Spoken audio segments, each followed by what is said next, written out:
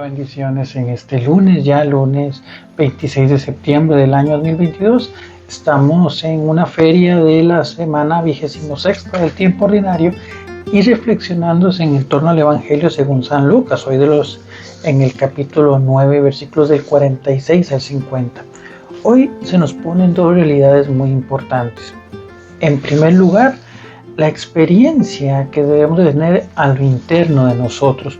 ¿Qué quiere decir? Por ejemplo, el texto arranca con los discípulos de Jesús pues cuestionando entre ellos y cuestionando sobre cuál era el más importante, quién era el mejor.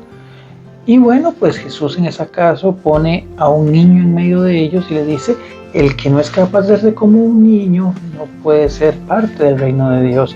El más importante es el servidor de todos. Entonces, qué interesante, porque a veces nosotros pues planteamos dentro de nuestro lenguaje humano que el más grande es el que predica mejor, o el que canta más bello, o el que hace oraciones más largas, o aquel que es capaz de dirigir y mover cada uno de los momentos, por ejemplo en un retiro, en una actividad. Incluso pues a veces creemos que el más grande es el sacerdote porque es el capaz de, y claro, pues es algo que puede tener mucha lógica, el capaz de hacer la Eucaristía, bueno, o por quien Jesús y a través del Espíritu Santo pues hace posible la Eucaristía. Pero hoy Jesús nos pone de relieve una realidad muy diferente, que es que aquel que es más grande es aquel que tiene en su corazón en primera instancia el deseo fundamental de servir. Es en el servicio y en el amor, en el poner mis dones al funcionamiento y a la santificación de los hermanos, aquello que me hace grande. Entonces, no importa si me toca predicar, no importa si me toca cantar, no importa si me toca limpiar un baño, no importa si me toca quedarme en la casa y hacer rezar un rosario, si yo lo ofrezco con amor por los demás, ahí estoy cumpliendo verdaderamente la obra de misericordia de Dios. Eso es justamente lo primero que nos enseña hoy el Evangelio, que es la humildad de que al final aquello que da valor a mi trabajo es mi disposición hacia el bien común, hacia el bien de los demás.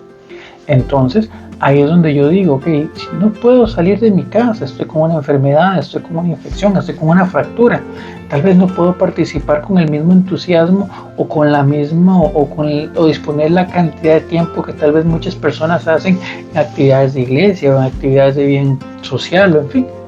Pero si aquello que yo hago, lo hago con la mentalidad de servir al hermano y del bien de los demás, de reflejar a Cristo en un testimonio de mi vida, ahí ya estoy haciendo el plan que Dios tiene para nosotros. Entonces, la discusión no está en aquel que está en los primeros lugares, sino en aquel que es capaz desde atrás empezar a motivar al resto del grupo. Y eso está principalmente en la oración, en la capacidad de servir, en la humildad de hacer aquello que Dios nos ponga. Entonces, no importa si tenés el don hasta de sanar o el de profecía, que si no lo haces en función del servicio a los demás, es como una campana que resuena, pero totalmente vacía, como decía San Pablo en aquel bello himno al amor. Lo segundo que es importante entender es que, si bien es cierto, sabemos y entendemos que en la iglesia está la plenitud de la santidad, Dios se manifestará a veces de maneras en las que nosotros podamos pensar que tal vez no podrían reflejarse. No limitar también, y es entre comillas la frase, la gran creatividad de Dios, porque al final, dentro de la experiencia natural, lo que llamamos manera natural, el ser humano como creación de Dios, pues tiene esa conexión y ese vínculo para que Dios pueda actuar a través de él. Entonces, ante hermanos no católicos que hacen el bien, no entremos en fricciones innecesarias. Ante el bien, busquemos eso que llamamos el verdadero ecumenismo, que es, sin perder la identidad y la confianza de nuestra fe, poder crear puentes para el bien de los demás en torno a la figura y el Evangelio. Es aprender a no ser restrictivos, porque a veces también nos pasa dentro de la misma iglesia, que mi movimiento, que mi carisma, que mi don, que entonces que los liturgistas, que los carismáticos, que los apologistas, que los catequistas, que los que están en pastoral social, que los canonistas. somos mejores que los demás, y no. O sea, el hecho de porque no hagan lo mismo que vos es una gran señal de la verdadera inteligencia de Jesús, la verdadera sabiduría de Dios que busca la complementariedad de los dones. Entonces, aprendamos también que porque alguien no haga las cosas como yo creo, no quiere decir que las esté haciendo mal.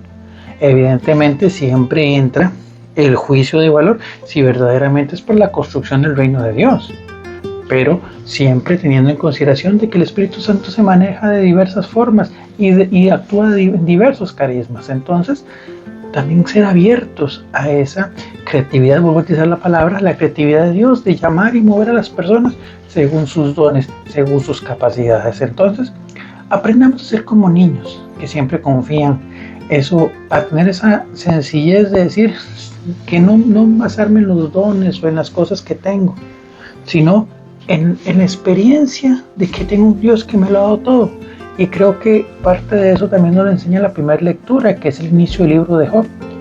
Cómo Job, teniendo todo, en un momento determinado se queda sin nada, pero él siempre dice, bendito sea el nombre del Señor, porque Dios es el supremo hacedor de todo, y todo lo bueno que llega a nuestra vida claramente es obra del amor de Dios. Entonces, confiando siempre en el amor de Dios, seamos servidores unos de otros.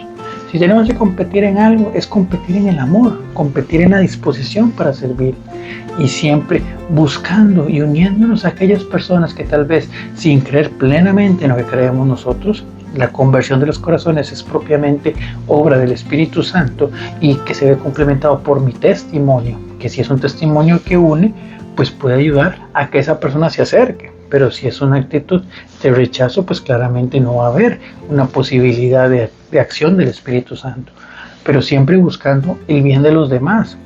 Porque hay una frase de Don Bosco muy interesante que dice que un buen consejo lo recibiría hasta del demonio, decía él. Que entendiendo que donde hay algo bueno, siempre se sabe que viene de Dios. Entonces no lo desaprovechemos por prejuicios innecesarios. Aprendamos a ver todo con la mirada de Cristo, siempre con la recta enseñanza que Él da, pero siempre también con esa disposición de servir en el momento y en el lugar donde Él nos tenga. Bendecida semana.